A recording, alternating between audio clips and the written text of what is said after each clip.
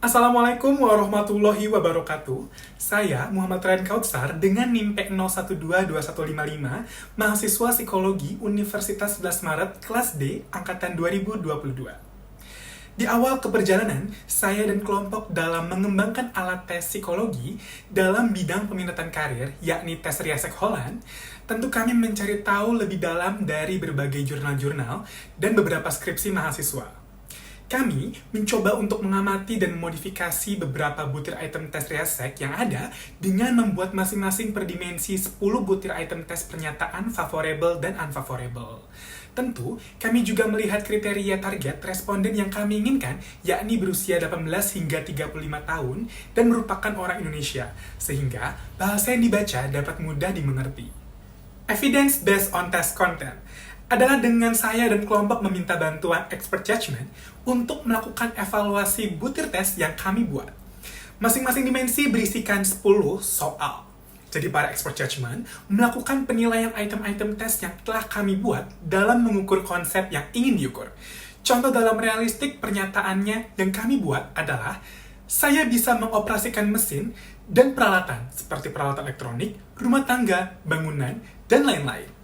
Lalu kita masuk ke uji relevansi. Para expert judgment menilai kesesuaian item-item butir tes atau seberapa sesuai butir tes yang saya dan kelompok buat dalam konstruk yang diukur. Misal, dalam artistik, pernyataan, saya gemar meluapkan imajinasi saya dalam pekerjaan, misalnya dengan menulis sebuah novel. Hal itu sangat sesuai untuk mengukur apakah seseorang ada kecenderungan dalam artistik. Yang terakhir, uji kejelasan atau clarity. Untuk menilai kejelasan dan ketepatan instruksi dan pernyataan dalam tes, yakni tidak bertele-tele dan menyesuaikan dengan kriteria target responden kami dalam penggunaan bahasanya.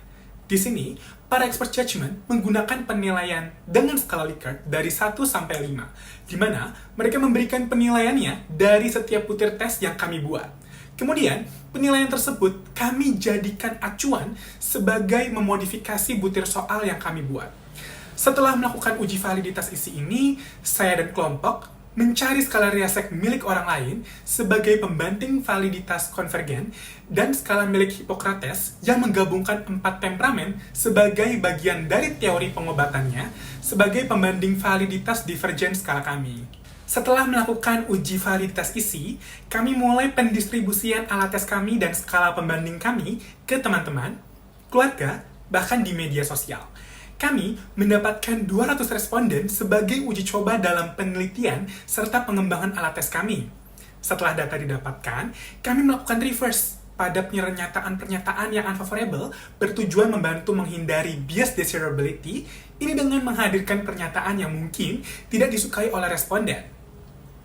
Alat tes kami telah dilakukan uji reliabilitas menggunakan Cronbach Alpha dengan bertujuan melihat acuan pada konsistensi dan stabilitas hasil pengukuran. Karena tes Riasek tergolong multidimensi, saya dan kelompok menguji setiap dimensinya ke dalam pengujian reliabilitas dengan Cronbach Alpha dengan parameter dari Azwar pada tahun 2013 yang disebutkan bahwa semakin tinggi koefisien reliabilitas mendekati angka 1, berarti semakin tinggi reliabilitasnya dan ditemukan hasil berupa yang pertama, realistik 0,634, yang kedua, investigatif 0,549, yang ketiga, artistik 0,473, yang keempat, sosial 0,787, yang kelima, enterprising 0,817, dan yang terakhir, konvensional 0,681. Saya dan kelompok juga melakukan uji reliabilitas skala yang telah kami buat secara keseluruhan dengan mendapat hasil 0,858. Berdasarkan hasil analisis nilai yang telah dilakukan, alat tes yang telah kami tawarkan menunjukkan tingkat reliabilitas tinggi. Hal ini dibuktikan dengan nilai Cronbach Alpha yang mendekati 1, baik untuk keseluruhan tes maupun untuk tiap indikator Riasek. Nilai yang mendekati 1 menunjukkan bahwa hasil tes konsisten dan dapat diandalkan. Evidence based on internal structure adalah dengan alat tes kami juga melewati uji validitas konstruk dengan confirmatory factor analysis untuk menguji seberapa baik instrumen tersebut mengukur konstruk yang ingin diukur. Dengan menggunakan parameter CFA menurut Hu dan Bentler pada tahun 99, yakni dapat pada kriteria chi-square p-value jika lebih dari sama dengan 0,05 tidak fit, RMC jika kurang dari sama dengan 0,08 maka fit, CFI lebih dari sama dengan 0,90 tidak fit, dan SRMR kurang dari 0,08 maka fit. Terdapat dimensi yang saya dan kelompok hitung. Berikut rincian dari hasil CFA-nya adalah yang pertama, realistik, fit pada parameter CFI dan SRMR. Yang kedua, investigatif, fit pada parameter CFI dan SRMR. Yang ketiga, pada artistik, fit pada parameter chi-square p-value dan SRMR. Yang keempat, pada sosial, fit pada parameter chi-square p-value, CFI, dan SRMR. Yang kelima, enterprising, fit pada parameter CFI dan SRMR. Dan yang terakhir, konvensional, fit pada parameter CFI dan SRMR. Maka, berdasarkan hasil yang saya sebutkan tadi, itu tidak memenuhi keempat parameter, hanya dua parameter yang fit. Dengan kata lain, belum bisa dikatakan fit 100% karena tidak memenuhi keempat kriteria parameter fit. Evidence based on relation to other variables adalah dengan kami mengukur keeratan hubungan secara linear antara dua variabel yang mempunyai distribusi normal atau biasa disebut dengan product moment atau Pearson. Dengan acuan kami dari Supardi pada tahun 2013 yang menyatakan apabila R sama dengan min 1 artinya korelasi negatif sempurna, R sama dengan 0 artinya tidak ada korelasi, dan R sama dengan 1 berarti korelasinya sangat kuat. Yang pertama, validitas konvergen ini di mana dimensi realistik saya dan kelompok memiliki nilai Pearson 0,623, maka adanya hubungan positif. Dimensi investigatif memiliki nilai Pearson 0,641, maka adanya hubungan positif. Dimensi artistik memiliki nilai Pearson 0,685, maka adanya hubungan positif. Dimensi sosial memiliki nilai Pearson 0,157, maka adanya hubungan positif. Dimensi enterprising memiliki nilai Pearson 0,508, maka adanya hubungan positif.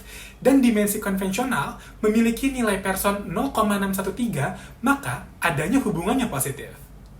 Yang kedua, validitas divergen skala Riasek kami dengan skala kepribadian Hippocrates.